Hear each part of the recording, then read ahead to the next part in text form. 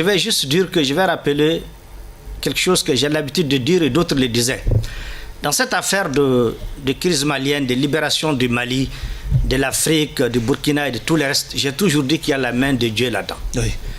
Lorsque Dieu décrète qu'il faut que les choses changent, personne ne peut empêcher ce changement.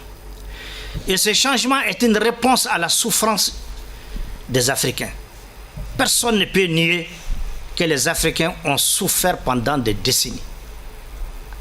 Après la colonisation, ils ont vécu encore pire, même en croyant être indépendants. La deuxième chose, ils n'ont pas bénéficié du potentiel de richesse que Dieu leur a donné. Il a été volé, dilapidé et ils sont restés toujours dans la misère. Et maintenant, on leur invente une guerre, le terrorisme, pour les exterminer et les détruire, les tuer. Là, je crois que Dieu a répondu. Dieu a répondu pour que le changement soit global et qu'il vienne d'en haut. Ce n'est pas seulement en Afrique. La position de l'Occident va changer. Je ne dirais pas qu'ils vont être anéantis, ils vont s'affaiblir. En tout cas, ils n'auront plus d'emprise sur l'Afrique. Parce que l'Afrique, Dieu en a décidé, elle ne sera plus l'Afrique d'avant. Elle sera une Afrique des Africains dans laquelle les rapports seront humains, sereins et gagnants-gagnants. Oui, mais est-ce que vous n'êtes pas en train de partir vite à besoin quand on sait que le président Bazoum n'a tout de même pas démissionné pour le moment? Non, vous savez, moi je fais partie de ceux qui pensent que dire qu'il n'y a pas eu de coup d'État ou un coup d'État en cours, vraiment c'est laisser infantiliser. Il y a déjà un gouvernement de la transition. Il ne reste plus qu'à organiser... Qui n'est pas reconnu par une certaine communauté internationale dans sa grande majorité. De quelle communauté internationale? Vous savez, nous, on sort du langage de la communauté internationale. Ce qui est important pour nous, c'est d'abord les intérêts des peuples africains. Et une fois qu'ils sont actés, nous les avons assumés, nous aurons nos alliés dans cette communauté internationale. Cette communauté internationale n'a jamais fait l'unanimité autour de quelque chose parce que chacun défend ses intérêts. Et c'est ça, malheureusement, que nous, Africains, nous n'avons pas compris. On a compris cette danse-là, cette musique-là. Alors maintenant, nous défendons nos intérêts. Il ne nous appartient pas d'écouter ce que veut la communauté internationale. Il nous appartient d'abord de savoir ce que nous voulons, ce que nous pouvons et de l'assumer par nous-mêmes. Mais c'est ce que nous faisons. Sauf que cette communauté internationale détient les clés de nos finances, de l'économie aussi. C'est malheureux parce que là, nous avons été pour ça. Parce que lorsque les chefs d'État qui avaient décidé de créer la CEDEAO, je ne peux pas dire qu'ils étaient tous de mauvaise foi. Mais je sais que certains, en créant la CEDEAO, c'était dans un souci de mutualiser nos efforts, d'être complémentaires pour alléger un peu le poids économique sur nos populations. Mais malheureusement, au fil des ans, sans le savoir pour certains et d'autres le savent parce qu'ils étaient en mission, ces instruments CEDEAO, IMOA qu'on a créés nous-mêmes pour nous aider sont devenus pour nous un problème. On a signé et malheureusement, on ne les maîtrise pas. Ils sont devenus des caisses de résonance qui réfléchissent et qui décident au nom des intérêts de la France et des alliés de la France. Malheureusement, c'est ce qui nous a mis en retard. Et maintenant, je crois que ça, c'est compris. Partout où vous écoutez les panafricains, qu'ils soient même sénégalais, qui sont aussi les plus durs contre les panafricains, quand vous écoutez les cadres sénégalais, des anciens ministres, vous allez comprendre que les Africains ont compris que la CEDEAO n'est plus une CEDEAO des peuples. C'est une CEDEAO, c'est un syndicat des chefs d'État. Et plus grave, le Parlement de la CEDEAO est complètement déconnecté par rapport aux décisions des chefs d'État. Et c'est ce qui est en train de les révolter et de les écœurer en ce moment. Justement, la CEDEAO, après avoir constaté l'échec des premières tentatives de médiation, a décidé d'activer sa force en attente pour en tout cas faire entendre raison au général Tchani et à ses camarades. Mais ça fait 10 ans que les terroristes sont en train de tuer leurs enfants, leurs fils. Cette force d'attente, elle était où? C'est maintenant qu'on l'active quand les Nigériens ont pris leur destin en main, quand les Nigériens ont pris conscience que leur uranium il ne bénéficie que de 3%, quand les Nigériens ont pris connaissance que leurs convois sont attaqués parce que tout simplement la France donne les renseignements à l'ennemi, quand les Nigériens ont été témoins par eux-mêmes qu'en arrêtant des convois terroristes, ils trouvent là-dedans des Français, au lieu de les amener dans la capitale, c'est Barkhane qui leur dit non, ne les amenez pas. C'est après tout ça maintenant que les Nigériens, l'armée nigérienne, aujourd'hui panafricaine, a pris conscience, prend son destin en main, c'est là que la CEDEAO active une force en attente. Mais c'est honteux. Il n'y aura pas de force en attente puisqu'il n'y en a jamais eu. Pourquoi il n'y en a jamais eu? Elle aurait pu être là quand on en a besoin. Ce n'est pas maintenant que les Africains se sont assumés. Je vous assure, si la CEDEAO met une force en attente aujourd'hui, composée de militaires africains, ils vont se transformer en panafricains, ils vont les déposer. Et même, ils n'iront pas au Niger. Ils vont commencer par eux-mêmes. Ils n'ont qu'à la mettre en place.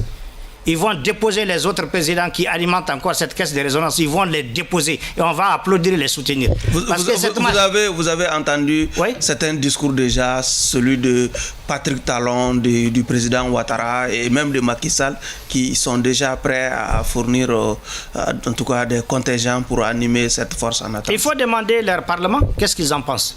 Ils sont d'avis contraire. Ce n'est pas forcément les parlements qui donnent l'ordre. Mais c'est le peuple. C'est-à-dire qu'aujourd'hui, je déconseille à ces chefs d'État de forcer la porte. Ils ne peuvent plus forcer les peuples. Ce n'est pas possible. Les gens se sont déjà exprimés en toute responsabilité. En Côte d'Ivoire, des peuples ont parlé. Au Bénin, des légitimités se sont exprimées. Au Togo, le Parlement s'est exprimé sur la question. Au Nigeria, c'est pareil. Il y a des officiers qui se sont exprimés pour dire qu'ils ne sont pas d'accord. Mais vous savez, il y a des choses qu'on ne peut pas trahir. On ne peut pas trahir les sangs. Les Africains sont... Mais ça aidera dans l'hypothèse où ces chefs d'État passeraient outre de ces expressions, de ces expressions qui sont contre une éventuelle intervention déjà. Ils ne vont pas y le passer. Niger peut compter sur quel soutien, par exemple? Les soutiens au Niger sont légitimes et ils sont déjà acquis. Lesquels? Le Mali, le Burkina. Vous savez, aujourd'hui, le Mali est une puissance militaire. C'est indéniable. Le Burkina est en train d'emboîter les pas. Le Tchad n'est pas dans cette guerre. La Guinée n'est pas dans cette guerre. L'Algérie n'est pas là-dedans pour des raisons historiques et mémorielles. Et d'autres, j'en passe. Aujourd'hui, c'est des parlements qui commencent à parler. Et l'autre question, c'est que vous savez, il ne faut pas comparer le contexte de maintenant et le contexte de Kadhafi. Vous savez, Kadhafi, d'abord, son premier bourreau a été son peuple lui-même. À cause de son silence, il a été complice. Donc la France seule l'a détruit. L'OTAN est parti le détruire. Si seulement à l'époque le peuple libyen s'était levé comme les Nigériens et les Maliens, je vous assure que Kadhafi ne serait pas tombé. Ça, c'est un aspect. Donc les peuples aujourd'hui sont mobilisés. La France ne peut rien faire parce que les peuples ne sont plus silencieux. Les peuples ont compris, sont mobilisés. La deuxième question, c'est la question de subsidiarité. Oui. Maintenant que les peuples se sont exprimés, le Niger aujourd'hui, le Niger a pris son destin. Donc la France et ses caisses de résonance ne peuvent pas outrepasser la volonté du peuple qui est dans la rue, jour et nuit pour soutenir son armée. Ils ne peuvent pas aller au-delà de ça. Est-ce que vous voyez? Maintenant, en plus de là, s'ajoute la question maintenant de la subsidiarité. Oui. Comme il y a une relation de CEDEAO, les niveaux supérieurs, l'Union africaine, la CEDEAO. Même si la CEDEAO, là, entre guillemets, a accepté, déjà je vous dis qu'au niveau de la l'Union africaine. Même si la CEDEAO a accepté, entre guillemets, vous êtes d'accord avec moi qu'au sein même de cette CEDEAO, il y a beaucoup de voix qui se sont élevées contre une force. Justement. Et l'Union africaine, on a déjà compris qu'ils ne sont pas dans cette dynamique. La commission de l'Union, le président de la commission de l'Union africaine quand même dit soutenir cette initiative de la CEDEAO. Il ne peut pas peser. Il ne peut pas peser. Aujourd'hui, l'Union africaine ne fonctionne pas comme la CEDEAO. L'Union africaine, il y a des États qui n'ont pas peur de la France, ni de cette CEDEAO-là. Il y a des États qui se sont libérés dans le sang pour avoir leur dignité. Ils ne vont pas faire ce jeu minable, ils ne vont pas rentrer là-dedans. Donc l'Union africaine, ça ne passera pas. Et même si ça passait à l'Union africaine, il y aura des blocages au Conseil de sécurité. Parce que cette situation est une situation qu'il faut prendre aussi dans un cadre global, dans la réelle politique internationale. Nous ne sommes pas isolés. Nous avons des partenaires même plus puissants que la France, avec lesquels nous n'avons pas de rapports de subordination. Nous avons des rapports de respect mutuel, des rapports sincères. Ils savent ce qu'ils veulent chez nous et nous savons ce que nous voulons chez eux. Donc nous gagnons tous les deux dans ces rapports. Et même si ce système marchait au Conseil de sécurité, il y aura un problème. La CEDEAO l'a dit, le premier objectif de l'initiative d'intervenir militairement, c'est de libérer le président Bazoum déjà. Comment est-ce que vous êtes un peu indifférent aussi pour le sort de Bazoum?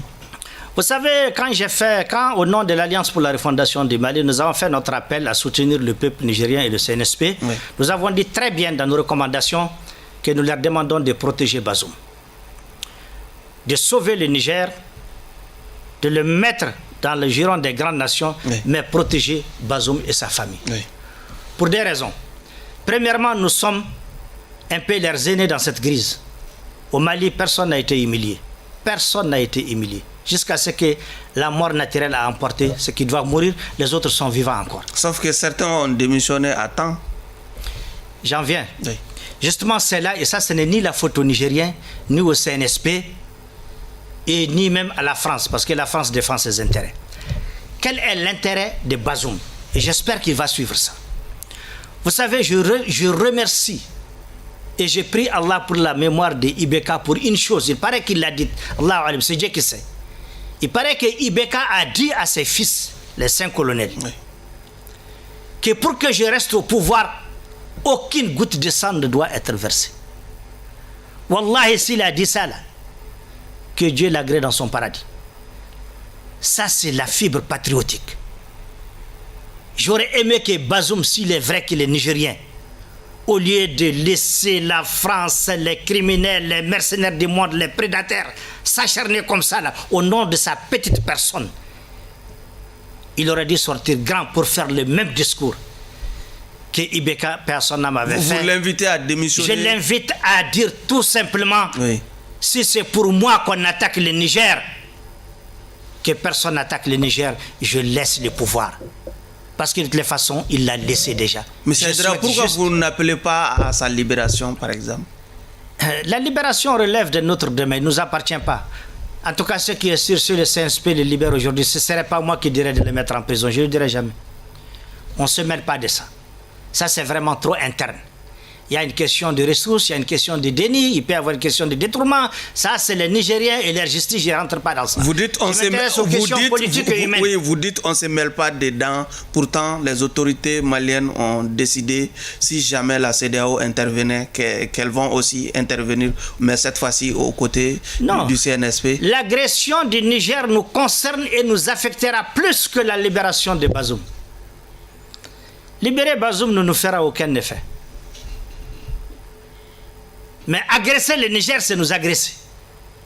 C'est deux choses différentes. C'est lui qui agresse le Niger, il nous a agressés. Le Niger, vous savez, moi je viens de Gao aussi. Hein. C'est lui qui vous dira qu'il peut faire la différence entre Ayourou et Gao, il a menti. C'est les mêmes peuples, les mêmes communautés. C'est lui qui vous dira également qu'il fera la différence entre les communautés à la frontière du Nigeria et les Nigérians, il a menti. Les Toubou qu'on appelle Ikarada, Nigériens et Tchadiens, là, c'est la même famille. C'est pourquoi j'ai dit, cette intervention ne va pas prospérer. Les Africains aujourd'hui sont éveillés, ils ont compris.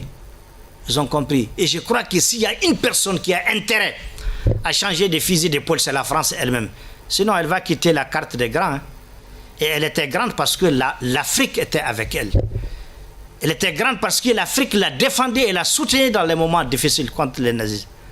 Aujourd'hui, ce n'est plus le cas. La France doit savoir qu'elle a tellement posé des mauvais actes criminels, dangereux et mauvais qu'elle ne peut plus compter sur un Africain. Voilà ce que je vais dire à ce niveau. Dans les sièges de cette décision du Mali d'intervenir aux côtés du Niger, la France vient de décider de cesser la délivrance du visa français aux ressortissants maliens. Mais elle se fera plus de mal. Parce que vous savez combien, je ne sais pas combien coûte un visa. Elle se fait plus de mal. Parce que vous savez, les visas d'abord, pour qu'ils donnent ça ici, les Maliens payent beaucoup d'argent pour avoir les visas. Sans compter leur réseau de corruption qu'ils ont organisé autour des visas là. Donc c'est eux qui gagnent là-dedans. La deuxième chose, la main-d'œuvre, ils n'auront pas de main-d'œuvre. Les Français, ce n'est pas eux qui font la main-d'œuvre là-bas. C'est des Maliens qui font ça. La troisième chose, il y a beaucoup de Maliens également qui contribuent à la richesse de la France là-bas.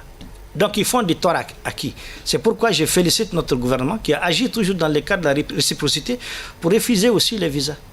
Et j'en profite, si cela est vrai, de féliciter également les autorités nigériennes qui, quand elles ont appris que c'est la France qui dit qu'elle soutient leur ambassadeur à Niger là-bas, ils l'ont remplacé. Et à ma connaissance, il a quitté le bureau.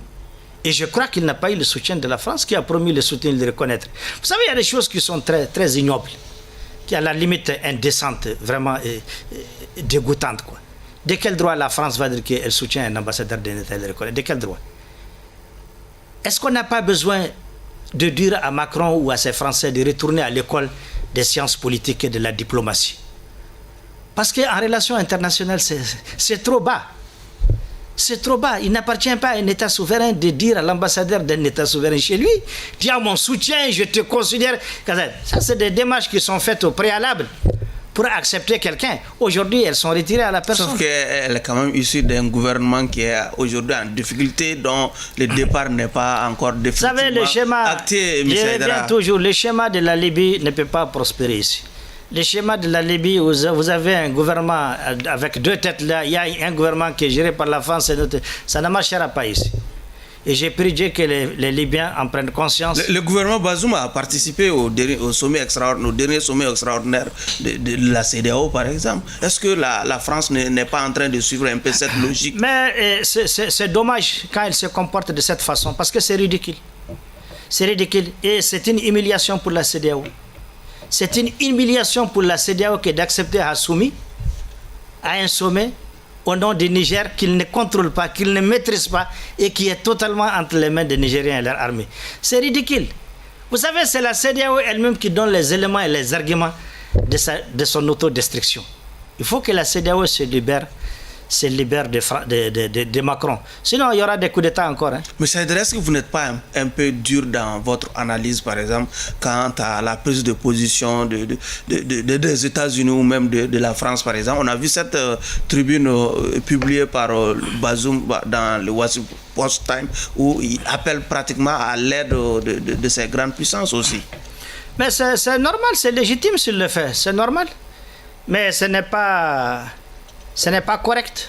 Ce n'est pas correctement correct. Ce n'est pas le premier coup d'État qui a eu lieu au Niger. Il y en a eu des coups d'État où Bazoum lui-même a applaudi et félicité et accepté. Et aujourd'hui, les Nigériens ont toutes les raisons de faire un coup d'État. Ils sont en train de perdre le Niger. Sur le plan sécuritaire. Économiquement et développement, ils l'ont perdu depuis très longtemps. Quand les médias français sortent dire que le Niger en pleine évolution, en pleine croissance, de quelle évolution, de quelle croissance ils vont parler? Le Niger est en train de s'enfoncer tous les jours dans la misère et dans les trous. Maintenant, ils sont en train d'instrumentaliser, de créer des problèmes ethniques. Il faut qu'ils comprennent que les Touaregs qui sont au Niger sont les mêmes qui sont au Mali. Il n'y aura pas de rébellion contre le Niger. Pas plus qu'il n'y aura pas de rébellion contre le Mali. Il faut qu'ils comprennent que ces complots-là, cette façon de semer les désordres dans cet espace qu'ils avaient voulu créer au CRS-là, c'est fini aujourd'hui. Nous, on a tous compris que le mal de l'Afrique, c'est la France et ses alliés. Et je profite pour dire aux États-Unis de sortir de ça, de chercher leurs rapports, leurs relations et leur coopération avec les Africains, indépendamment de la France. Ils sont les bienvenus. Et à la France aussi de réfléchir, échanger de fusil d'épaule si elle veut être considérée par les Africains peut-être dans 10 ans. Parce que même si elle change, ce n'est pas demain qu'elle va avoir la confiance, ni après-demain. Mais si elle décide de changer aujourd'hui, sa façon de regarder l'Afrique, peut-être dans 10 ans, on pourra faire de bonnes choses ensemble. M. Aïdara, nous sommes malheureusement au terme de cet entretien. Merci d'être venu. C'est moi qui vous remercie et je salue tous les spectateurs et que Dieu facilite tout pour nos pays, pour tous nos États et que Dieu apporte la paix aux Maliens, aux Nigériens, aux Burkinabés et à l'Afrique et que Dieu préserve nos nations et nos populations.